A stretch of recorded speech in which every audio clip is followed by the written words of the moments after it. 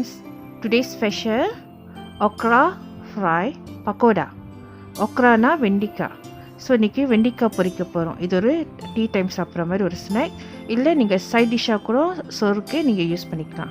சரிங்களா? அது எப்படி சமைக்குதுன்னு பார்க்கலாமா? வாங்க வீடியோக்குள்ளே போகலாம். தேவையான பொருட்கள் லேடிஸ் ஃபிங்கர் எடுத்தீங்க. லேடிஸ் ஃபிங்கர் ஒக்ரா இல்லைன்னா வெண்டிக்கான்னு சொல்லலாம். ஸோ இது நான் 20 பீசஸ் எடுத்திருக்கேன். ஸோ இது என்ன செய்யணும், நல்லா சுத்தமாக கழுவிட்டு உப்பு தண்ணியில் இந்த மாதிரி நாளாக நம்ம வெட்டிக்கணும். சரிங்களா? ஒரு எடுத்துக்கிட்டு மேலேயும் கீழேயும் நீங்கள் வெட்டி தூக்கி போட்டுட்டு இந்த மாதிரி நாளாக வெட்டிக்கணும். நீளமாக வெட்டிக்கணும். வெண்டிக்காய் ரெடி ஆயிடுச்சு. இப்போ எடுத்து வாரத்தில் வச்சுட்டு மற்ற பொருட்களை பார்க்கலாம். இப்போ நம்ம கடலை மாவு 4 டேபிள் ஸ்பூன் எடுத்துக்குவோம். ஒரு எம்டி பவுல் எடுத்துக்கிட்டு அதில் கடலை மாவு போட்டுக்கலாம்.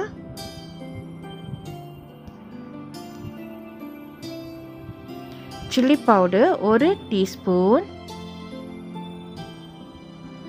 1/2 டீஸ்பூன் கரம் மசாலா, உப்பு 1/2 டீஸ்பூன்,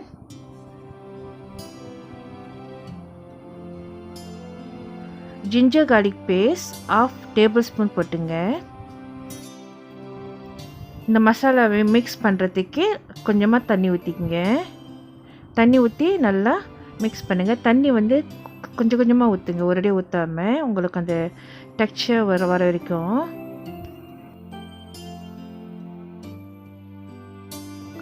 கரண்டிலே நல்லா அமுத்தி விட்டு எந்த ஒரு பிந்தி இல்லாத மாதிரி நல்லா அமுத்தி விட்டு நல்லா கிளறி விடுங்க.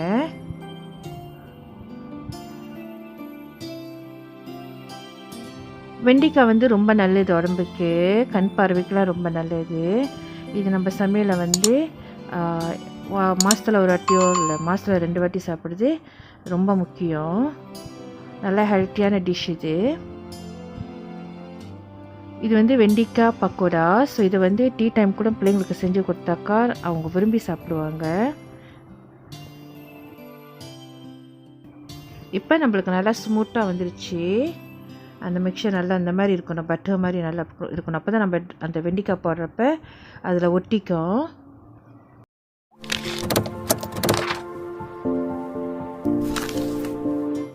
இப்போ நம்ம பொரிக்கிறதுக்கு ரெடியாகும். ஒரு சட்டியில் வந்து பேனில் எண்ணெய் ஊற்றி எண்ணெய் சூடாகட்டும். ஸோ நம்ம ஏற்கனவே மிக்ஸ் பண்ணி வச்சுருந்த அந்த மசாலா இருக்குல்ல, அதை எடுத்துக்குவோம். அதை எடுத்துக்கிட்டு வெண்டிக்காவை வந்து இதில் போட்டு நல்லா கோட்டிங் பண்ணணும், மிக்ஸ் பண்ணி விடுவோம். வெண்டிக்காய் எல்லாமே ஒரே போடாமல் கொஞ்சம் கொஞ்சமாக எடுத்து இந்த மிக்சரில் போடுங்க.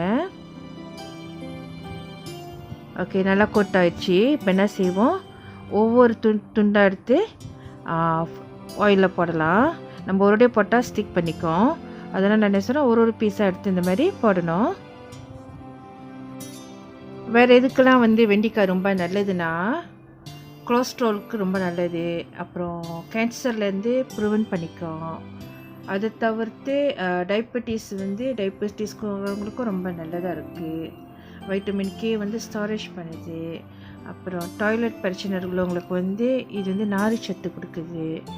ஸோ நம்ம வெண்டிக்காய் வந்து ஒவ்வொரு மனுஷனும் சாப்பிட்றது ரொம்ப ஆரோக்கியத்தை கொடுக்குது. ஸோ அஸ்மாக்கும் இது வந்து நல்ல ஒரு குட் ரிசல்ட் கொடுக்குது. வெண்டிக்காய் இப்போ நல்லா பொரிஞ்சு வந்துருச்சு, நல்லா கிறிஸ்பியாக இருக்குது, கலர் நல்லா கோல்டன் கலராக வந்துருச்சு. இப்போ நம்ம எடுத்து வடிகட்டிடுவோம், எண்ணெயிலேருந்து எடுத்துடலாம். வெண்டிக்காய் வந்து நம்ம பல வகையான சமையலை நம்ம சேர்த்துக்கலாம். கறி வைக்கலாம், பிரட்டலாம், சம்பல் செய்யலாம், ஸ்டீம் பண்ணலாம். இந்த மாதிரி பக்கோடா ஸ்நாக் டைமு பக்கோடா செஞ்சு கொடுக்கலாம். அப்புறம் சாதத்துக்கு சைட் டிஷ்ஷாக கூட செஞ்சு கொடுக்கலாம். இந்த மாதிரி நிறையா ரெசிபி இருக்குது. ஸோ அதில் ஒரு ரெசிபி தான் இது இன்றைக்கி நம்ம செஞ்சுக்கிட்டு இருக்கோம். வெண்டிக்காய் பக்கோடா கூட சொல்லலாம், அல்லது okra fry pakoda is ready. இந்த வீடியோ உங்களுக்கு பிடிச்சிருந்துச்சுனாக்கா மறக்காமல் சப்ஸ்கிரைப் பண்ணுங்கள், பெல் பட்டன் அமுத்திங்க, லைக் பண்ணுங்கள், கமெண்ட் பண்ணுங்கள், அண்ட் ஃப்ரெண்ட்ஸ் கூட ஷேர் பண்ணுங்கள். இதோட நம்ம அடுத்த நியூ வீடியோவில் மீட் பண்ணலாம். ஓகே, தேங்க்ஸ் ஃபார் வாட்சிங். God bless you all. Take care. Stay home. Happy cooking. Bye-bye. Drop it.